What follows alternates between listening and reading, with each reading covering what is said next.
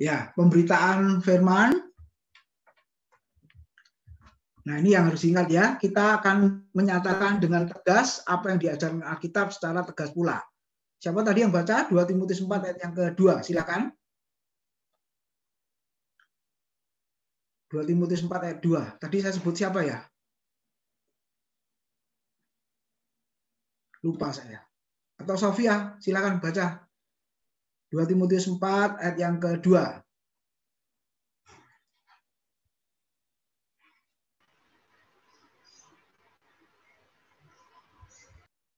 Ya, bisa?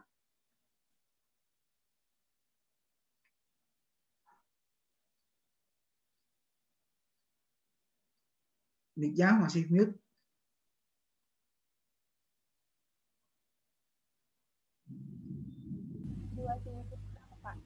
Ya, 4 ayat yang kedua. 2 Timotius 4 ayat 2. Beritakanlah firman, siap sedialah, baik atau tidak baik waktunya. Nyatakanlah apa yang salah, tegurlah dan nasihatilah dengan segala kesabaran dan pengajaran. Ya, makasih. Beritakanlah firman, gitu ya. Terus, nyatakan apa yang salah, tegurlah, nasihatilah. Nah, jadi sudah lihat. Beritakanlah firman itu artinya dengan tegas. Ya, apa yang diajarkan Alkitab secara tegas pula. Menyatakan dengan tegas apa yang dinyatakan Alkitab secara tegas pula.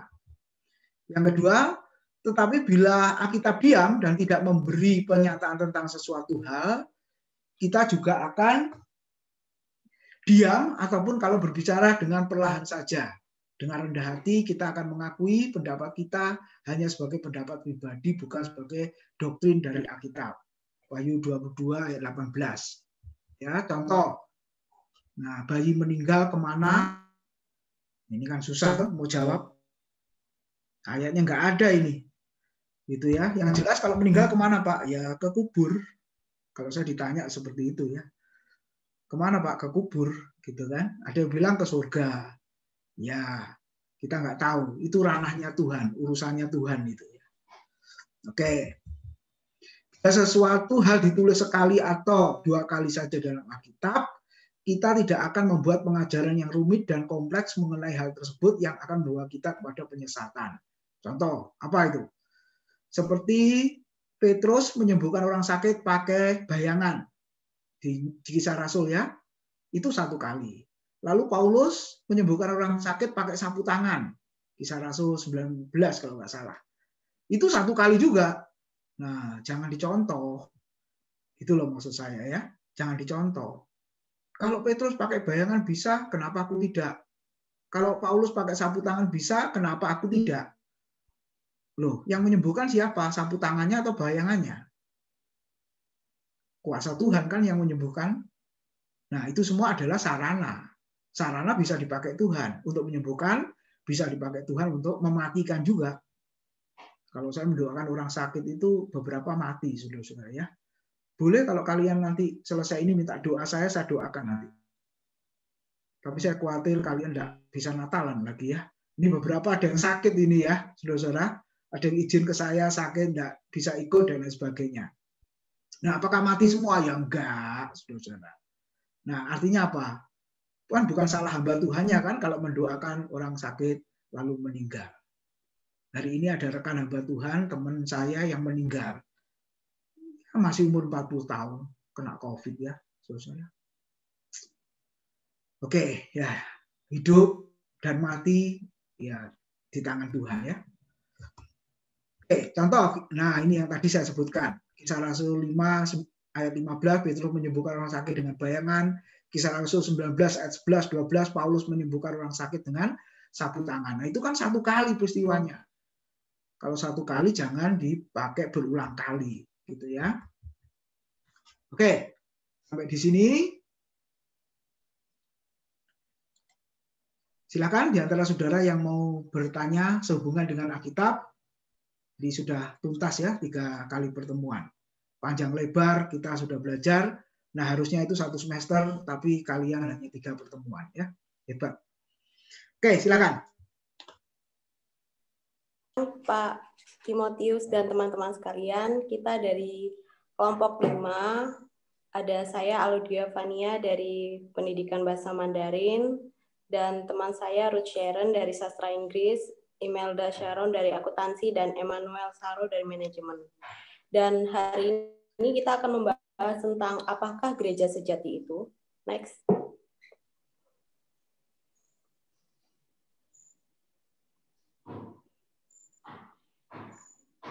Yang pertama ada 3 poin yang akan kami bahas. Yang pertama adalah gedung yang megah.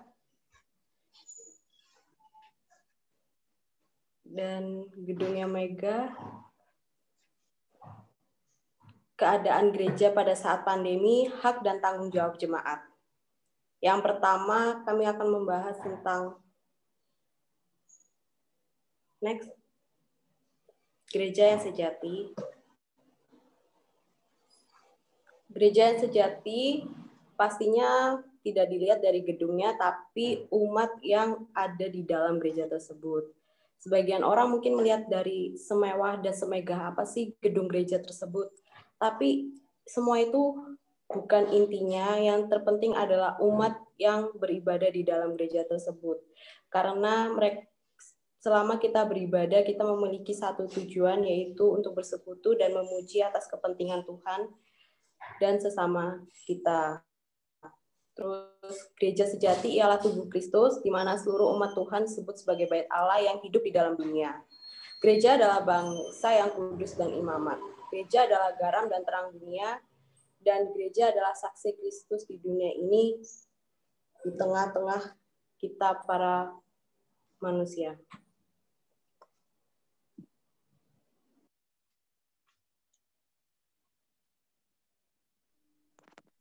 Ya, selanjutnya itu kita bahas tentang hak dan tanggung jawab jemaat.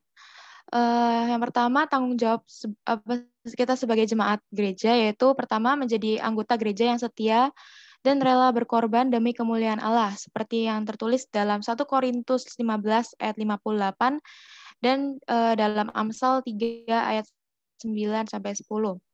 Yang kedua, kita sebagai jemaat gereja juga menaati dan menjadi pelaku firman Tuhan seperti dalam Yakobus 1 ayat 22. Dan yang terakhir, kita sebagai jemaat bertanggung jawab untuk menerapkan ajaran-ajaran Kristiani dalam kehidupan sehari-hari.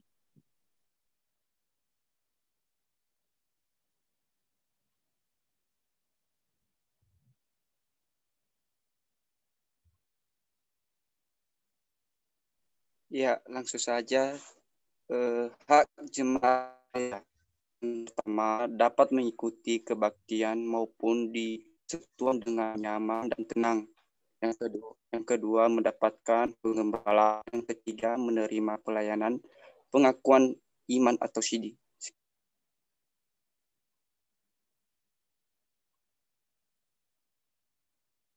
Dan yang berikutnya kondisi gedung gereja di era pandemi ini. Gedung gereja yang megah bukanlah sesuatu hal yang utama, bukannya tidak penting. Tapi sekarang kita bisa lihat, karena pandemi ini kita bisa belajar dan melihat selama kita mau punya iman dan untuk tetap bersekutu dengan Tuhan, semua cara bisa kita lakukan. Dimanapun kita berada, kita bisa memuji Tuhan. Di era pandemi sekarang ini kan banyak gereja yang ditutup. Jadi banyak orang-orang pakai online. Jadi ya selama kita punya niatan untuk memuji Tuhan, kita punya niatan untuk bersyukur, kita bisa melakukan kebaktian dimanapun kita berada.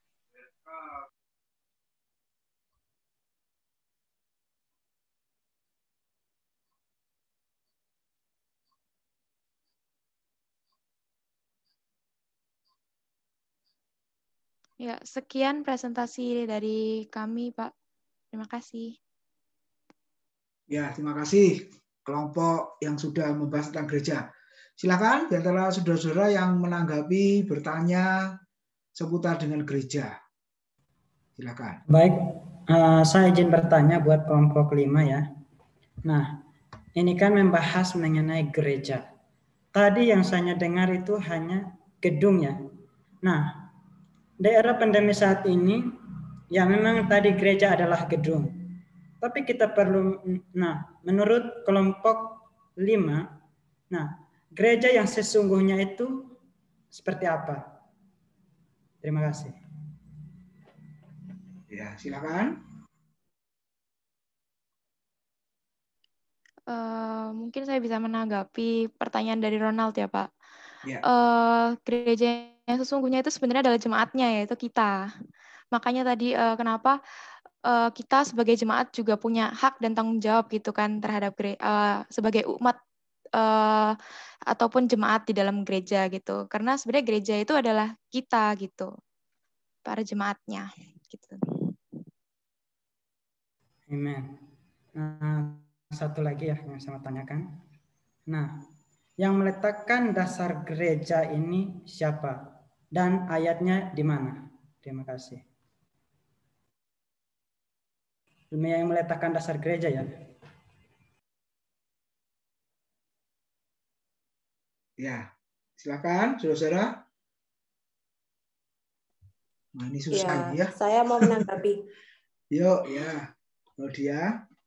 Menurut saya pribadi, berdasarkan dari pertanyaan Ronald yang pertama, bisa diartikan gereja itu cuma gedungnya saja, dan kaitannya dengan apa yang menjadi landasan dari suatu gereja, menurut saya lebih ke persekutuan dan orang-orang yang berkumpul untuk memuji dan mencari Tuhan. Jadi mungkin ayat yang bisa menjawab pertanyaan Ronald itu menurut saya dari Matius 18 ayat 20 yang bunyinya, sebab di mana 2 atau 3 orang berkumpul dalam namaku, di situ aku ada di tengah-tengah mereka. Dan apa yang dimaksud sesungguhnya dari ayat ini, karena di Alkitab dibilang kalau di mana 2 atau 3 orang berkumpul, di situ Allah hadir di tengah-tengah kita.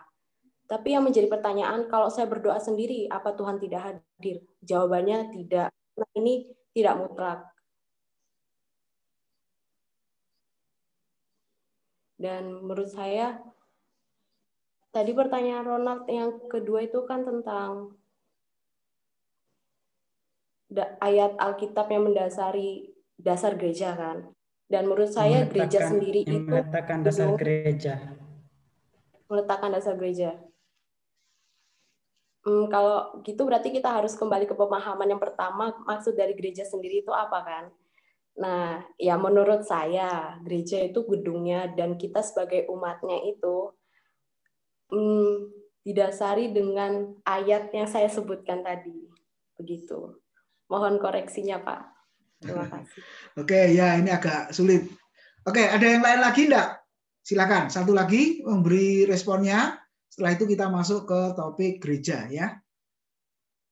Bagus, sudah ini dijelaskan, tapi memang belum menyeluruh. Makanya saya ingin tahu kelompok sudah presentasi, nanti kurangnya di mana, nanti kita tambah. Ada satu lagi begitu? Saudara mungkin bisa bertanya, lah kalau gereja online gimana Pak? Nah, iya toh, ke gereja online gimana? Coba saya tanya itu pada kelompok yang membahas tentang gereja. Kalau dengan gereja online, kan ini berbahagia gereja-gereja yang nggak punya gedung gereja. Jadi saya punya teman beberapa itu merintis gereja, pakainya hotel gitu ya, atau restoran. Lalu kena pandemi ini, di stop semua. Akhirnya mereka berkata, puji Tuhan, Tuhan baik. Walaupun kami nggak punya gedung gereja, gitu, nggak usah bayar sewa lagi. Kami bisa melakukan kebaktian secara online. Gimana menurut kelompok ini? Jadi tidak punya gedung gereja, tidak pernah ketemu jemaatnya secara langsung juga, ya melalui virtual begini. Gimana kira-kira? Ya silakan. Kalau dia mau jawab atau teman-teman yang lain kelompok ini mau jawab, silakan. Setuju nggak? Nggak usah pakai gedung dah sekarang, pakai online aja semua. Asal punya handphone, punya laptop, beres. Gimana kira-kira?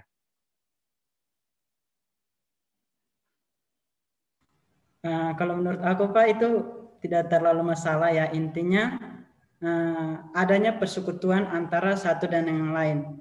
Kan manfaat dari teknologi saat ini kan ya Itulah kita menggunakan teknologi dengan semaksimal mungkin, apalagi demi kepentingan gereja yaitu jemaat, demi memberitakan Injil atau walaupun secara online. Tetapi satu yang kita perlu ingat di sini adalah kita tetap melaksanakan ibadah walaupun secara online. Itulah kegunaan teknologi saat ini. Berarti teknologi kita tidak menggunakannya dengan sembarangan lagi. Teknologi bermanfaat untuk gereja juga. Gitu. Oke, ya terima kasih. Nah, jadi yang kelompok tadi yang saya sebutkan, memang akhirnya gedung tidak menjadi masalah. Yang penting memang ada persekutuan di situ. Bahkan sekarang kalau ada yang sakit, coba kita nggak perlu ke rumah sakit kok sekarang. Justru kalau ke rumah sakit malah dilarang. Nanti yang sehat pulang malah sakit. Atau sudah masuk rumah sakit nggak pulang, langsung nginap di rumah sakit karena langsung ketularan penyakit. Ya. Nah, akhirnya solusinya gimana? Ya melalui online. Jadi doanya melalui video call atau melalui ya telepon itu loh. Seperti itu yang saya lakukan, yang dilakukan oleh hamba Tuhan juga begitu. Dan jemaat harus maklum. Ya, jadi intinya yang bisa dilakukan secara online, lakukan secara online. Tapi ada yang nggak bisa dilakukan secara online. Apa itu? Memakamkan jemaat yang meninggal. Ayo, bisa secara online. Biar berangkat sendiri dia ke kuburan sana. Tidak bisa, kalau ini tidak bisa secara online. Ini mesti dilakukan secara fisik ya. Oke, jadi sebenarnya tidak masalah. Jadi gereja online atau tidak gitu ya.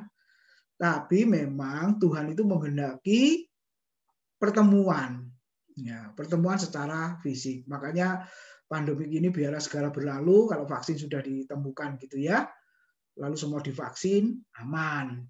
Nah, tapi kan masih belum juga. Jadi akhirnya Natalan tahun ini pun, hari ini kan Ibu Wali Kota Surabaya berbicara, jadi gereja boleh merayakan Natal tetapi secara sederhana. Dan tutup buka tahun baru secara sederhana. Jadi tidak ada petasan, tidak ada makan-makan, kumpul-kumpul, tidak ada semua. Jadi yang merayakan Natal jumlahnya pun dibatasin. Gitu ya, dibatasin. Bahkan ada gereja yang sudah enggak Natalan, sudah. Atau yang kedua Natalannya virtual. Jadi lucu nanti tiup lilin sendiri gitu ya, kalau pakai lilin. Makan sendiri di rumah masing-masing, di meja makan masing-masing, sudah nggak makan bersama lagi. Nah, artinya apa ini?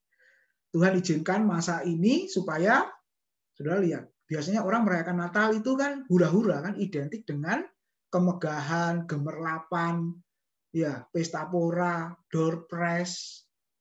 Waduh, jadi jemaat datang itu karena door prize, lalu undang artis. Coba Natalan tahun lalu kan begitu kan? Jadi kasihan nih, tahun ini artis nggak laku ya, karena nggak diundang. Sebenarnya artinya harus Tuhan Yesus Kristus. Kan dia yang ulang tahun, dia yang lahir. Artinya harus Tuhan Yesus. Tapi sudah digantikan. Nah, jadi akhirnya gereja apakah masih gereja sejati? Kalau isinya sudah bukan Kristus lagi. Makanya tahun ini Tuhan mengingatkan kita semua orang Kristen, hamba Tuhan, gereja-gereja terutama yang besar, mereka mengadakan Natal, tapi live streaming kan, nggak ada jemaatnya. Lalu jemaat suruh nonton via YouTube, ikut ibadahnya via YouTube. Nah, itu gereja-gereja yang besar begitu sudah sekarang. Yang kecil pun juga begitu. Nah, tapi saudara harus ingat, Tuhan ingin apa di dalam suasana Natal ini? Ya esensinya apa? Esensinya kesederhanaan. Iya kan? Berita Natal ditujukan pertama kali kepada gembala. Dan kelahiran Yesus pun bukan di istana, walaupun dia raja. Coba kalau dia lahir di istana, gembala bisa datang nggak? Diusir. Bau kan? Diusir. Makanya Yesus lahir di palungan, karena nggak ada tempat bagi Yesus, kata Alkitab. Nggak ada tempat. Nah, berita pertama kali kelahiran Kristus diberikan malaikat kepada gembala. Lukas pasal 2. Hari ini telah lahir bagimu Kristus Tuhan, Juru Selamat di kota Daud. Lalu para gembala ngomong satu dengan yang lain, kita cepat-cepat pergi ke Bethlehem. Apa yang terjadi di sana? Apa benar yang dikatakan malaikat itu? Nah, jadi saudara, gereja itu apa? Betul tadi sudah disampaikan, bukan gedung gereja yang megah, musik yang bagus, nah perlu ditambah itu ya. AC yang dingin, lampu-lampu yang bagus, bukan semuanya itu. Sekarang mati semua lampunya ya, musiknya juga nggak ada yang bunyikan gitu kan. Jemaatnya juga nggak ada yang menikmati, AC-nya juga siapa yang menikmati. Makanya nggak boleh sombong. Ya, jadi Natal itu mengingatkan kita nggak boleh sombong. Gitu. Yang penting apa? Kesederhanaan. Oke, mari kita masuk ke materi, yaitu tentang gereja. Nah, jadi dari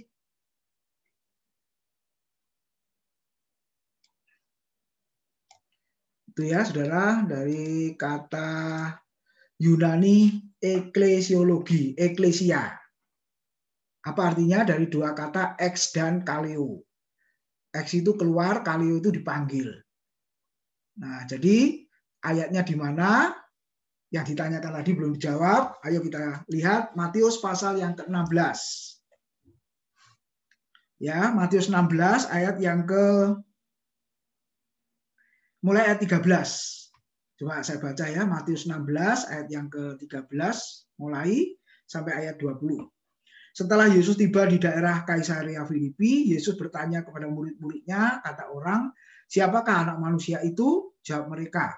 Ada yang mengatakan Yohanes Pembaptis, ada juga yang mengatakan Elia, dan ada pula yang mengatakan Yeremia atau salah seorang dari para nabi. 15. Lalu Yesus bertanya kepada mereka, tetapi apa katamu, siapakah aku ini? Maka jawab Simon Petrus, engkau adalah Mesias, anak Allah yang hidup. Kata Yesus kepadanya, berbahagialah engkau Simon bin Yunus, sebab bukan manusia yang menyatakan itu kepadamu, melainkan Bapakku yang di surga. 18. Dan aku pun berkata kepadamu, engkau adalah Petrus, dan di atas batu karang ini aku akan mendirikan jemaatku, eklesia, atau gerejaku, dan alam maut tidak akan menguasainya. Kepadamu akan kuberikan kunci kerajaan surga, apa yang kau ikat di dunia ini akan terikat di surga, dan apa yang kau lepaskan di dunia ini akan terlepas di surga. Lalu Yesus melarang murid-muridnya supaya jangan memberitahukan pada siapapun bahwa ia Mesias. Ayat yang ke-18. Itu jawabannya Ronald ya. Ayatnya di mana? Di Matius 16 ayat 18. Aku berkata kepadamu, engkau adalah Petrus, dan di atas batu karang ini aku akan mendirikan jemaatku atau gerejaku, dan alam maut tidak akan menguasainya. Itu ya. Jadi itu boleh dikatakan Matius 16 ayat yang ke-18 benih gereja. Makanya Tuhan tadi mengatakan apa? Aku akan mendirikan gerejaku. Jadi apakah gereja sudah berdiri di zaman Rasul Petrus atau para rasul? Belum. Lalu kapan gereja itu berdiri? Ketika Yesus sudah mati, bangkit, naik ke surga. Kapan gereja itu berdiri? Kisah Rasul pasal 2. Yaitu betul melalui Petrus. Karena Tuhan kan berkata, engkau Petrus, berbahagialah, engkau mengatakan Yesus adalah Mesias, anak Allah yang hidup. Bukan manusia yang mengatakan, tapi Bapakku yang di surga yang mengaruniakan pengertian itu kepadamu. Nah, jadi harus melalui Petrus. Betul kan? Terjadi waktu Petrus berkhotbah, 3.000 jiwa bertobat. Nah, itulah hari lahirnya gereja. Dan tidak ada tempat untuk beribadah. Jadi selama 300 tahun, gereja itu tidak, orang Kristen mula-mula tidak punya gedung gereja. Kenapa? Karena kan masa penganiayaan. Jadi orang Kristen dikejar-kejar. Nanti baca Kisah Rasul pasal 8. Mereka terserak, tersebar, sambil memberitakan Injil. Jadi di Yerusalem, jemaat mula-mula merasa enak. Akhirnya Tuhan izinkan penganiayaan. Enak dalam arti lupa menginjil. Makanya Tuhan izinkan penganiayaan, akhirnya mereka dipaksa menginjil. Makanya Kisah Rasul pasal 8 mereka tersebar sambil memberitakan Injil. Nah, nggak ada gedung gereja selama 300 tahun. Lalu ketika Kaisar, siapa itu?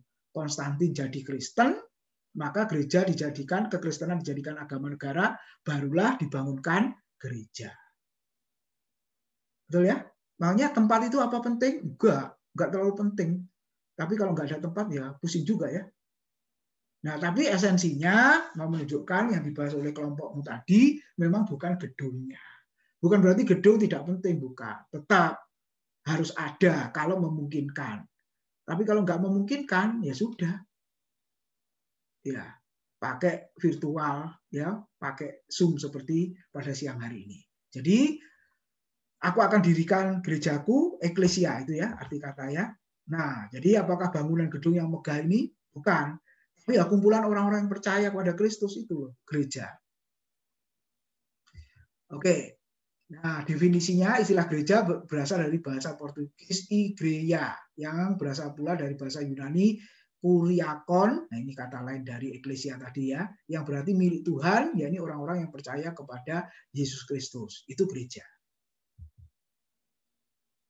Tuh ya, pakai kata-kata Yunani muncul ya di situ. Yang bagian B, kuriakon sebagai sebutan bagi persekutuan orang-orang yang adalah milik Tuhan. Ya, awalnya belum terdapat dalam PB ya. Istilah ini baru dipergunakan sesudah zaman Rasul, yakni sebutan gereja sebagai lembaga dengan segala peraturannya.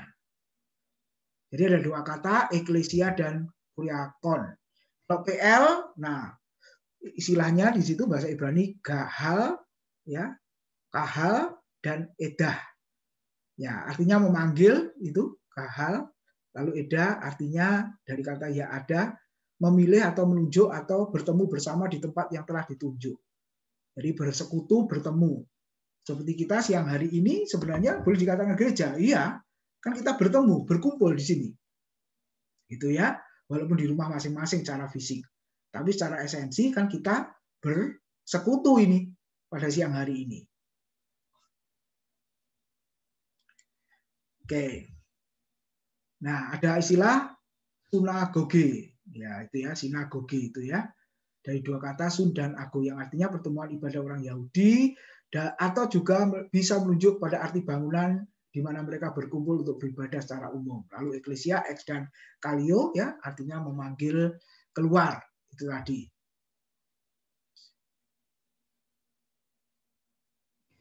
Kata ini paling sering menunjuk pada arti sekumpulan orang percaya di suatu tempat. Gereja lokal ya istilahnya, yaitu persekutuan orang-orang percaya untuk berbakti bersama, melaksanakan upacara secara teratur, terorganisir, secara berkesinambungan, melakukan pelayanan bersama. Nah, itu gereja. Ya. Dalam pengertian yang lebih umum, kata itu berarti keseluruhan tubuh Kristus di seluruh dunia, yaitu kesatuan orang-orang yang beribadah kepada Kristus dan terkumpul di bawah pimpinan pejabat-pejabat yang dipilih. Masih ingat pengakuan iman rasuli, aku percaya kepada gereja yang kudus dan am. Nah, itu sudah lintas tempat. Ya kan? Yang penting mereka mengakui Kristus adalah Tuhan sebagai tubuh Kristus, Kristus sebagai kepala. Ya, nggak peduli denominasinya apa, ya sinodenya apa, ya, merek gerejanya apa, yang penting mereka mengakui ketuhanan Kristus. Nah, itu maksudnya. Nah, dalam arti universal, gereja adalah orang-orang beriman, baik di bumi maupun di surga, yang telah dan akan dipersatukan secara rohani dengan Kristus sebagai juru selamat mereka. Lihat ya, selalu ada dua ya, sudah dan akan. Ya, sudah karena terjadi di dunia, akan karena belum terjadi di surga. Nah, selalu seperti itu. Yang kemarin kita sudah belajar, kita sudah diselamatkan dan akan diselamatkan. Artinya, sudah diselamatkan, ya sekarang di dunia akan diselamatkan, kan belum masuk surga. Mau masuk surga cepat-cepat, berarti engkau mati duluan. Ya kan? Mati duluan kalau pengen masuk surga cepat-cepat. Pengen masuk surga, pengen. Tapi siapa yang mau duluan? Nggak ada yang angkat tangan pasti. Karena artinya itu mati duluan. Kan gitu ya. Nah, itu artinya akan dan sudah. Ya, sudah dan akan. Oke, dipahami dua. Gereja yang am, gereja universal, terdiri dari semua orang percaya pada segala zaman dan segala tempat yang telah dilahirkan kembali oleh Roh Kudus dan oleh Roh yang sama telah dibaptiskan menjadi anggota tubuh Kristus. Coba lihat satu ayat di dalam 1 Korintus pasal yang ke-12. Ya, tolong Ronald baca 1 Korintus pasal 12 ayat yang ke-12 dan 13.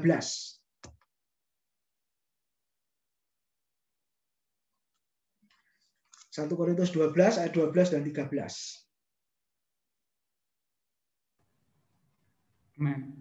1 Korintus 12 ayat 12 dan 13. Karena sama seperti tubuh itu satu dan anggota-anggotanya banyak, dan segala anggota itu sekalipun banyak merupakan satu tubuh. Demikian pula Kristus. Yang ke-13, sebab dalam satu roh kita semua, baik orang Yahudi maupun orang Yunani, baik budak maupun orang merdeka, telah dibaptis menjadi satu tubuh, dan kita semua diberi minum dari satu roh. Ya, terima kasih, saudara. Ayat 13, sebab dalam satu roh kita semua, baik orang Yahudi maupun orang Yunani, baik budak maupun orang merdeka, telah dibaptis menjadi satu tubuh, dan kita semua diberi minum dari satu roh. Satu tubuh Kristus. Jadi ini sebenarnya arti dari baptisan Roh Kudus itu sebenarnya. Jadi semua orang dari berbagai lapisan, dari segala macam bangsa dan bahasa, disatukan menjadi satu tubuh Kristus. Nah, itu definisi dibaptis Roh Kudus. Tadi dikatakan ya, dibaptis ke dalam satu roh. Nah, itu arti secara Alkitabnya itu begitu sebenarnya. Ya. Nah, jadi itulah juga termasuk gereja. Buktinya Kisah Rasul pasal 2 itu 3.000 jiwa dari 15 bangsa kan. Nah, tidak peduli budak apa orang merdeka, ya toh. Tapi mereka satu, disatukan oleh Roh Kudus, mengakui ketuhanan Kristus, percaya kepada Kristus. Nah, itu artinya gereja yang kudus dan am. Nah, seperti saudara dari berbagai macam gereja disatukan di dalam kelas pendidikan agama Kristen. Dari berbagai macam jurusan disatukan di kelas pendidikan agama Kristen. Nah, itu ya. Oke, gereja lokal yang kedua terdiri dari perkumpulan orang percaya di suatu tempat. Makanya ada GBI di mana? Surabaya di mana? Nah, itu gereja-gereja lokal. Ya. Gerejamu apa? Di mana-mana kan ada, di kota-kota mana kan ada. Itu maksudnya gereja lokal. Oke, tanda-tanda gereja yang benar. Wah, berarti ada gereja yang salah ya, Pak? Ada. Ya, kurang 4 menit, saya lanjutkan. Tanda gereja yang benar, yang pertama, gereja yang benar itu memberitakan firman dengan benar. Memberitakan firman Tuhan dengan benar. Artinya, mengakui semua hal yang esensial bagi iman Kristen. Seperti keilahian Kristus, Trinitas, Tritunggal, pembenaran melalui iman, penebusan dalam Kristus, mengakui Yesus Kristus satu-satunya, bukan salah satu ya. Mengakui Yesus Kristus satu-satunya, bukan salah satu, satu-satunya juru selamat, dan doktrin-doktrin penting lainnya. Itu gereja yang benar. Coba kalian renungkan, di gerejamu masing-masing mengajarkan ini enggak? Kristus itu Tuhan, Allah, satu-satunya juru selamat. Bukan sekedar Kristus bisa sembuhkan orang sakit, pembuat mujizat. Kayaknya sudah kurang laku ya. Yang khotbah tentang mujizat sekarang sudah nggak laku ya. Buktinya banyak yang sakit kok. Itu. Dan yang sakit itu sembuh selamanya. Artinya mati. Nah, bukan nggak boleh Yesus sebagai penyembuh, tapi itu bukan yang esensial. Yang esensial adalah Kristus adalah Tuhan, juru selamat satu-satunya. Dia adalah Allah. Ya, yang telah menjadi manusia, yang datang ke dalam dunia. Untuk apa dia lahir, untuk apa dia mati. Saudara. Nah, itu penekanannya. Tentang keselamatan karena anugerah, lalu hidup dalam pertobatan setiap hari. Dosa disampaikan. Nah, sekarang kan menghindari, jangan khotbah tentang dosa, Pak. Jangan khotbah tentang hal-hal yang tidak enak-enak. Nanti jemaat nggak ada yang mau datang, ya sudah. Loh, gereja itu kan tutup, Pak. Ya sudah tutup. Berarti hamba Tuhannya berhenti jadi gembala. Jadi apa, Pak? Dosen mungkin. Gantikan saya, gitu kan? Atau jadi penginjil. Iya, itu penting. Ya, oke. Terus yang kedua, gereja yang benar adalah melaksanakan sakramen dengan benar. Nah, di gereja Protestan ya ada 2 saja sakramen, yaitu baptisan dan perjamuan suci. Menyangkali atau menyepelekan kedua sakramen yang diperintahkan Tuhan adalah sesat. Tapi hati-hati, harus juga melaksanakan sakramen dengan benar, dengan pengertian yang benar. Iya kan? Kan pengertiannya ini, coba kalau kalian renungkan kan aneh-aneh. Lalu yang ketiga, menjalankan disiplin gereja dengan benar. Oke, sampai di sini dulu, silakan yang ada pertanyaan atau tanggapannya. Jadi ada 3 ciri gereja yang benar tadi. Memberitakan firman dengan benar, melaksanakan sakramen dengan benar, lalu menjalankan disiplin dengan benar. Ya, silakan kalau ada yang meresponinya.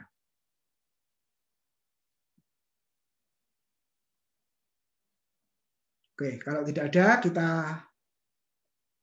live, lalu kita sambung ya. Sudah habis.